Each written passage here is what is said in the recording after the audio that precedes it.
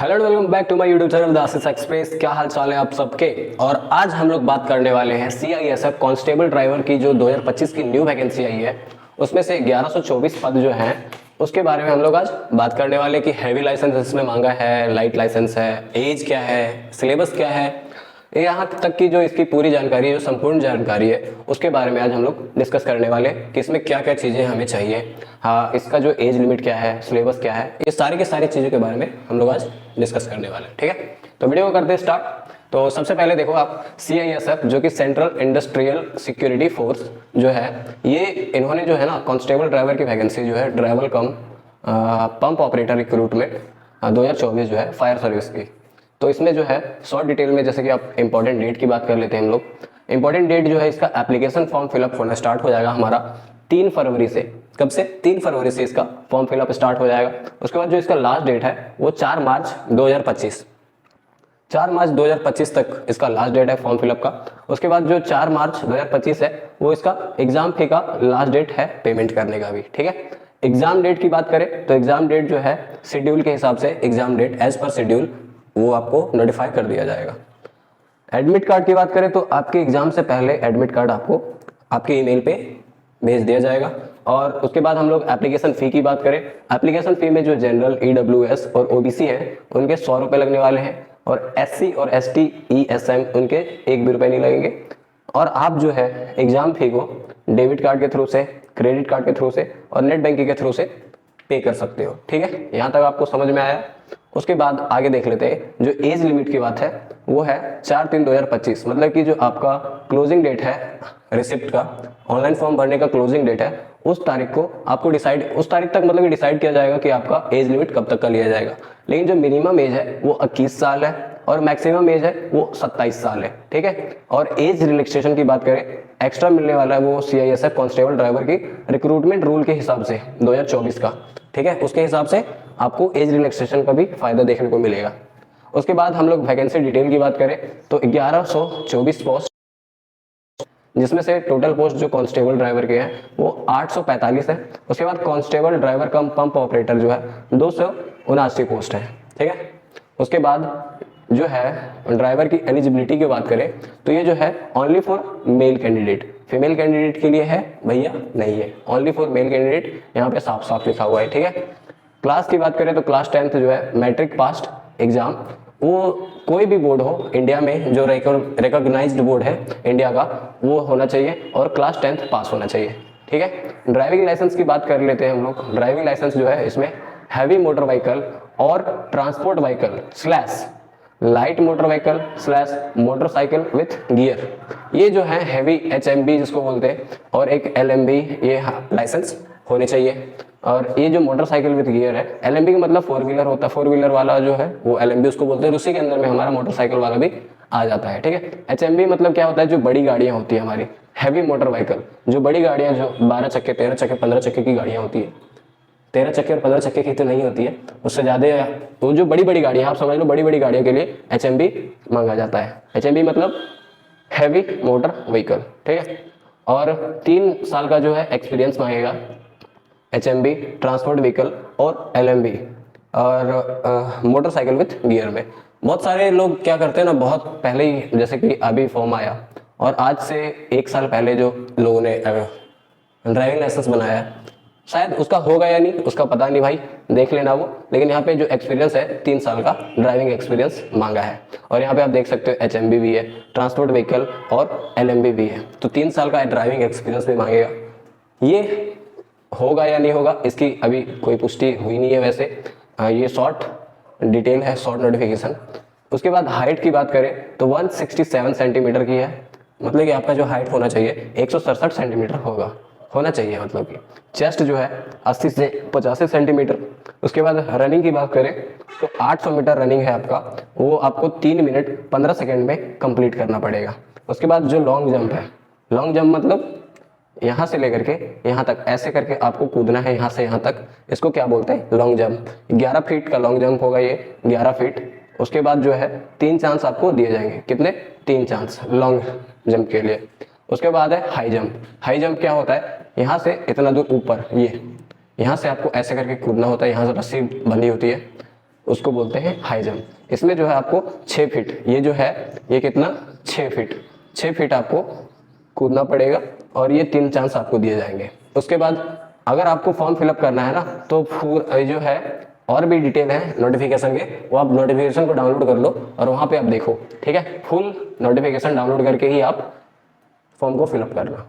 आगे देख लेते हैं हम लोग जो इसका स्टेट वाइज वैकेंसी डिटेल है, वो जो है स्टेट वाइज तो इसको नहीं बोलेंगे, इसको कैटेगरी वाइज बोल देंगे हम, कैटेगरी वाइज, ठीक है।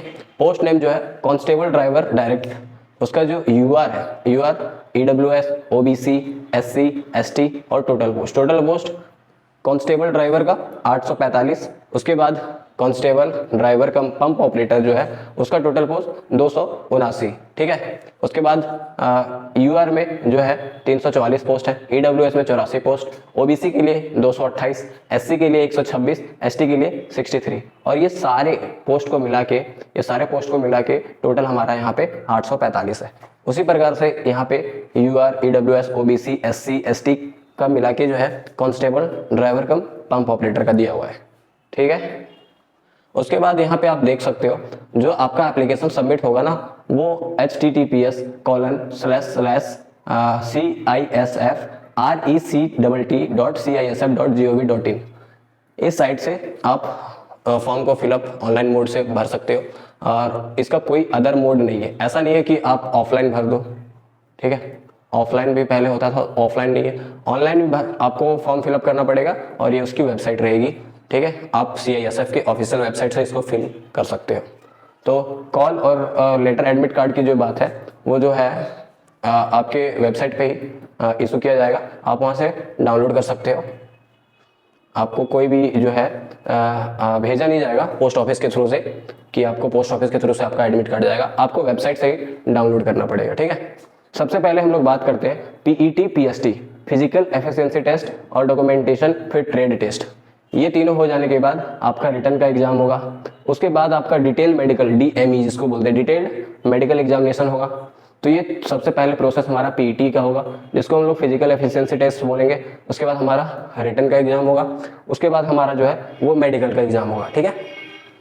उसके बाद जो है कौन कौन से स्टेज में कंडक्ट किए जाएंगे वही जो मैंने ऊपर बताया सेम यहाँ पे लिखा हुआ है हमारा। जो सबसे पहले PET physical efficiency test, documentation, trade test क्या आगे हम लोग बात करेंगे। उसके बाद जो हमारा एग्जाम OMR सीट या फिर CBT मोड। OMR सीट मतलब OMR सीट पे भी हो सकती है या फिर CBT मोड में भी हो सकती है, जो कि हमारा बाइलिंगुअल होगा हिंदी और इंग्लिश लैंग्वेज में, ठीक है। उसके बाद जब हमारा PET CBT मोड वाला एग्जाम रिटर्न एग्जाम हो जाएगा उसके बाद हम लोग डिटेल्ड मेडिकल एग्जामिनेशन और रिव्यू RME जिसको रिव्यू मेडिकल एग्जामिनेशन ये वाला चीज़ हमारा होगा रिटर्न एग्जाम के बाद। तो ये जो है ये सारे स्टेज में हमारा रिक्रूटमेंट कंडक्ट किया जाएगा 3 स्टेज में, ठीक है। एजुकेशनल क्वालिफिकेशन की बात कर ले तो पास होना चाहिए मैट्रिक और जो है रिकॉग्नाइज्ड बोर्ड जो इंडिया का रिकॉग्नाइज्ड बोर्ड है उससे हमारा 10th का जो है पास होना चाहिए। 10th मतलब कि आप सिंपल में समझो 10th पास के लिए ये वैकेंसी है, ठीक है। उसके बाद यहाँ पे आगे दिया हुआ है हम लोग जैसे कि देख लेते हैं। ड्राइविंग लाइसेंस की बात करें तो ड्राइविंग लाइसेंस में जैसे कि भाई heavy motor vehicle, transport vehicle, light motor vehicle, motorcycle with gear, ये तो आप जब बनाओगे ना 4 व्हीलर का तो इसके साथ ही हमारा 2 व्हीलर वाला ही बन जाता है। लेकिन आप एक बात समझो यार, ये जो है ये सिस्टम बेकार है मेरे पॉइंट ऑफ व्यू से। जैसे कि देखो कोई जो आदमी है वो 4 व्हीलर चलाना जानता है, ठीक है। जब मैंने ड्राइविंग लाइसेंस बनाया था तो उसमें मेरा व्हीकल ये बन गया था। वो क्या सोचते हैं कि 4 व्हीलर अगर चलाना जानता है तो इसका मतलब कि 2 व्हीलर भी जानता होगा, लेकिन इसका लाइव एग्जांपल मैंने देखा था। मेरे दादाजी को ना 4 व्हीलर गाड़ी चलाना आता था लेकिन 2 व्हीलर चलाना नहीं आता था। बताओ, ये बस ऐसे ही बताया मैंने।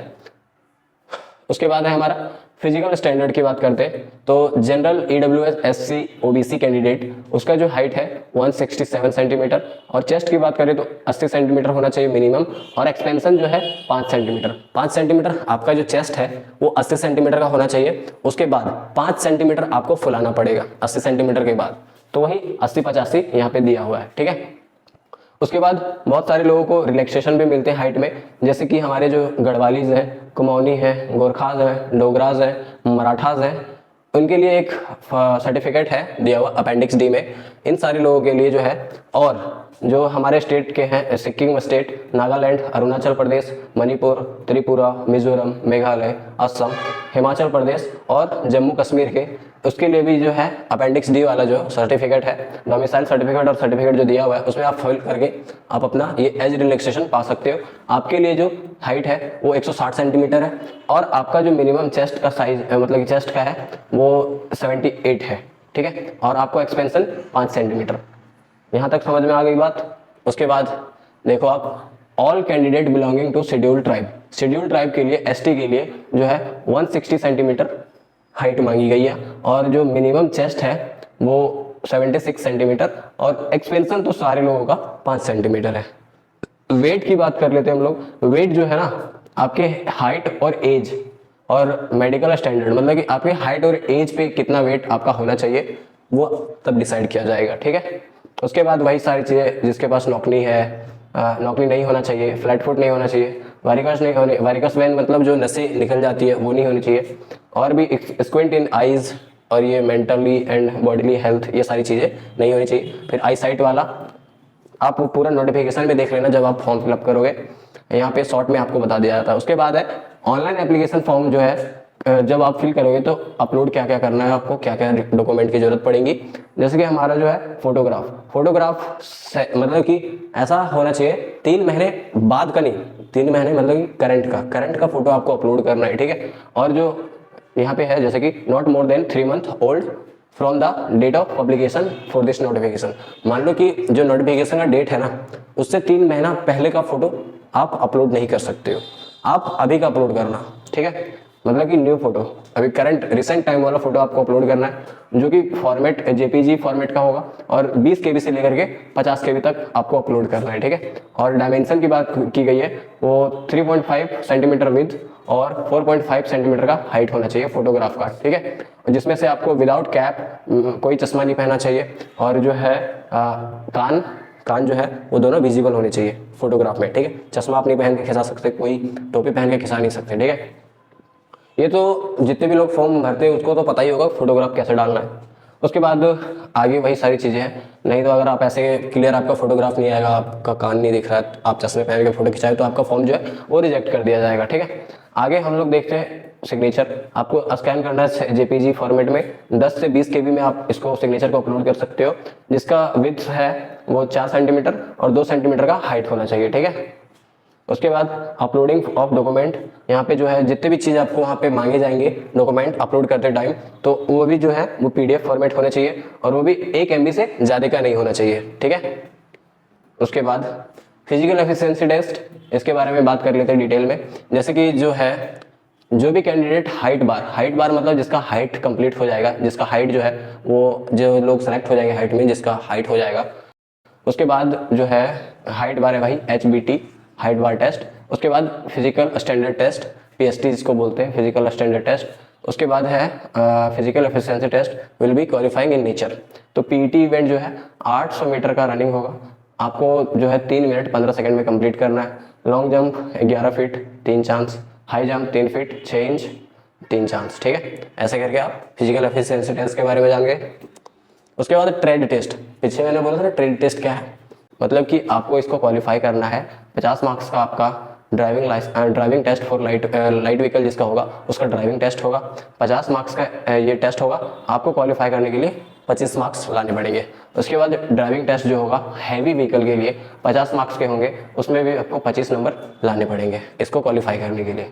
Practical knowledge of motor mechanism and ability to carry out minor repair of vehicle, मतलब कि आपको प्रैक्टिकल नॉलेज जो है मोटर मैकेनिज्म के आनी चाहिए, और जो छोटी मोटी व्हीकल रिपेयर की बातें होती है वो आपको आना चाहिए, उसकी ability, minor repair of vehicle के, ये सारे प्रैक्टिकल नॉलेज होने चाहिए। उसके जो है 30 मार्क्स के होंगे, आपको क्वालिफाई करने के लिए 15 नंबर लाने पड़ेंगे, 15 नंबर, ठीक है। अब बात कर लेते हैं रिटन एग्जामिनेशन की, जो OMR या फिर CBT पे होगा। तो जो भी लोग PET, PST, documentation, trade test, ये सारी चीज़ों में कंप्लीट कर लेंगे तो उसका एग्ज़ाम OMR या फिर CBT कंप्यूटर बेस्ड टेस्ट में होगा। तो उसमें क्या क्या है, उसके जो है 100 क्वेश्चन होंगे आपके एग्जाम में और 100 मार्क्स के होंगे, ठीक है। कैसे कैसे होंगे आप देखो, part A, part B, part C, part D, part E, 5 part में है। जैसे कि जनरल नॉलेज या फिर जनरल अवेयरनेस की बात करें तो 20 क्वेश्चन आपसे पूछे जाएंगे, 20 नंबर के होंगे। उसके बाद पार्ट बी में है नॉलेज ऑफ एलिमेंट्री मैथ, जो है वो 20 नंबर के पूछे जाएंगे और 20 क्वेश्चन पूछे जाएंगे 20 नंबर के, ठीक है। उसके बाद एनालिटिकल एप्टीट्यूड की बात करें तो 20 क्वेश्चन पूछे जाएंगे 20 मार्क्स के। उसके बाद ability to observe and distinguish, उसके जो है 20 क्वेश्चन पूछे जाएंगे 20 नंबर के। बेसिक नॉलेज ऑफ इंग्लिश या फिर हिंदी, इसके भी 20 क्वेश्चन पूछे जाएंगे 20 नंबर के। टोटल इस तरह मिला के 100 क्वेश्चन होंगे 100 नंबर के, और आपको जो टाइम मिलेगा वो 120 मिनट टाइम मिलेगा एग्जाम में, ठीक है। उसके बाद जो है यहाँ पे इसमें जो है there shall be no negative marking, मतलब कि सीबीटी मोड वाला जो एग्जाम होगा या फिर ओएमआर वाला, उसमें हमारा जो है ना उसमें कोई नेगेटिव मार्किंग का एग्जाम ही नहीं है। मतलब इसमें नेगेटिव मार्किंग का है ही नहीं, मतलब कि आप क्वेश्चन गलत करोगे तो उसके नंबर नहीं कटेंगे, ठीक है। Stage the candidates for next stage will be called purely on the basis of their performance marks score in return examination and cut off marks category wise which will be fixed after completion of written examination। इतना लंबा लिखा हुआ है, आपको मैं short में बताता हूँ। इन्होंने तो कह दिया कि जिसके 35% नंबर आएंगे और 33% नंबर आएंगे उसे मैं ले लूंगा, लेकिन कब? जब इसकी वैकेंसी को भरने के लिए, मान लेते हैं हमारा जो वैकेंसी है वो 1000 वैकेंसी है, ठीक है, 1000। तो इन्होंने बोला कि जो 35% नंबर लाएंगे और 33% नंबर लाएंगे ST SC OBC और एक्स सर्विसमैन UR और EWS 35% नंबर लाएंगे, तो उसको मैं ले लूंगा अगले पड़ाव के लिए, जो कि हमारा है मेडिकल एग्जामिनेशन। लेकिन नोट में इन्होंने लिखा है अगर 1000 कैंडिडेट में से 10,000 कैंडिडेट ने अगर इतने नंबर से ज्यादा ले आए, मतलब कि 35% से ज्यादा का नंबर 10,000 कैंडिडेट का है, तो क्या करेगा, जिसका सबसे ज्यादा नंबर होगा उस बेसिस पर कट ऑफ बनाया जाएगा। समझ गए? ऐसा नहीं है कि आपको ये नंबर दे दिया तो आपको ले लेगा, नहीं, इसका भी कट ऑफ बनेगा। जिसका ज्यादा नंबर आएगा उसको पहले उठाएगा, देखेगा कि ये सीट मेरे कितने लोगों का फिल हो रहा है जो ज्यादा नंबर लेके आया है, कट ऑफ इसका भी बनेगा। ऐसा मत सोचना कि इतने नंबर ले आऊंगा तो पास हो गया, इसका भी कट ऑफ बनेगा, ठीक है। मेडिकल एग्जामिनेशन की बात करें तो जो भी लोग PET, PST, documentation, trade test examination, ये सारी चीज़ों को क्वालिफाई करके यहाँ तक आएंगे तब उनका मेडिकल का ये एग्जामिनेशन होगा, ठीक है। और medical the number of candidate short listed for medical examination, medical examination में जितने भी कैंडिडेट को शॉर्ट लिस्ट किया जाएगा वो है जितना आपका वैकेंसी है। मान लेते हैं 11,028 वैकेंसी है ना, तो इसका डबल कैंडिडेट को जो है वो मेडिकल के लिए बुलाया जाएगा, ठीक है, यहाँ पे लिखा हुआ है उतने, ठीक है। और ईच कैटेगरी से however being called declared fit in medical examination DME RME does not give them the right of final selection।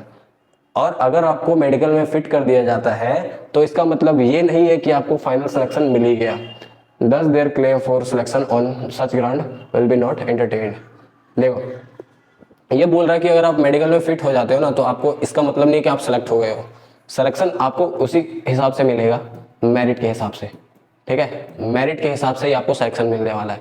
और एक चीज यहाँ पे लिखा हुआ है जैसे कि candidate will be declared fit और unfit, no candidate will be declared as temporary fit. मतलब कि इसमें आपको जो बोलते हो री मेडिकल आपको यहाँ पे देखने को नहीं मिलेगा। यहाँ पे डायरेक्ट बोला है कि आप अगर फिट हो तो आपको सेलेक्ट कर लिया जाएगा, अनफिट हो तो आपको बाहर कर दिया जाएगा। आपको री मेडिकल या फिर टेम्पररी अनफिट के बारे में ऐसा कोई जिक्र नहीं करने को मिलेगा। देखियो री मेडिकल आपको दिया ही नहीं जाएगा, फिट या फिर अनफिट डायरेक्ट, समझ गए। उसके बाद है जो tie, resolution of tie case. मान लेते कि 100 कैंडिडेट है और 100 कैंडिडेट के जो है 50-50 नंबर करके 100 कैंडिडेट के हैं 50-50 नंबर, तो इन सबको कैसे सेलेक्ट किया जाएगा भाई? मान लेते 100 कैंडिडेट हमारा है और 100 लोगों का भी 50-50-50-50-50, 100 लोगों का 50-50-50 नंबर है, तो उसको कैसे सेलेक्ट किया जाएगा उसके बारे में 4 पॉइंट दिया हुआ है। जैसे कि अगर कोई कैंडिडेट का जो है अगर 50-50-50 नंबर है तो सबसे पहले देखेगा कि ओल्ड कौन है, मतलब ओल्डर इन एज, मतलब कि मान लो 5 इसको शॉर्ट में हम लोग समझते हैं कि 5 लोगों का जो है 50-50 नंबर है, 50-50 करके ऐसे नंबर है, ठीक है। तो इसमें से सबसे पहले में ए में दिया है कि इन 5 कैंडिडेट में जिसका एज ज्यादा होगा मान लेते हैं कि इसका एज 21 साल है और इसका 27 साल है और दोनों के 50-50 नंबर आए, तो 27 साल वाले को सिलेक्ट कर दिया जाएगा। बी में क्या है, मान लो कि अगर 2 लोगों का एज है, ऐसे करके 3 लोगों का मान लेते, 3 लोगों का 27 एज है और 50 नंबर आए, तो उसको कैसे सेलेक्ट किया जाएगा? उसको सेलेक्ट किया जाएगा हाइट के हिसाब से। देखेगा कि इसका हाइट में इन सब में से जो है हाइट किसका सबसे ज़्यादा है, तो उसमें से देखेगा कि जिसका ज़्यादा हाइट है उसको सिलेक्शन मिल जाएगा। मान लेते हैं कि 2 लोगों का 27 नंबर है, 50 नंबर है और दोनों का हाइट भी सेम ही है, फिर कैसे सिलेक्शन मिलेगा भाई? तो सी में यहाँ पे दिखाया गया है candidate higher in the qualification and preference and gate preference.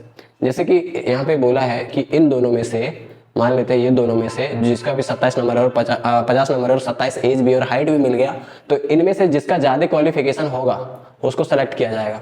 मान लेते हैं क्वालिफिकेशन भी सेम मिल गया, तो क्या करता है वो, उसके बाद देखेगा कि अल्फ़ाबेटिकल ऑर्डर ऑफ नेम।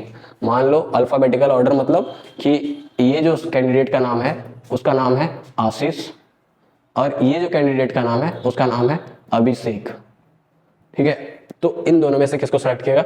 उसका नाम जो है ना अल्फ़ाबेटिकल ऑर्डर को दिखेगा। तो जैसे कि देखा ए इसका सेम है, इसका भी सेम है। आशीष में एस जो है ये 19 नंबर पे आता है, बी जो है वो 2 नंबर पे आता है, तो इसको जो है अभिषेक को सेलेक्ट कर लिया जाएगा। समझ में आया यहाँ तक? ये था अगर जो है टाई हो जाता है किसी का नंबर, किसी का एज, किसी का हाइट, किसी का क्वालिफिकेशन, तो उसको कैसे सेलेक्ट किया जाएगा उसके बारे में। आई होप आप लोगों को वीडियो पसंद आया होगा। वीडियो पसंद आया, जानकारी अच्छी लगी तो वीडियो को लाइक करना, कमेंट करके बताना आपको वीडियो कैसा लगा और चैनल को सब्सक्राइब कर लेना ऐसे अपडेट पाने के लिए। मिलते हैं नेक्स्ट वीडियो में। Till then bye bye and take care.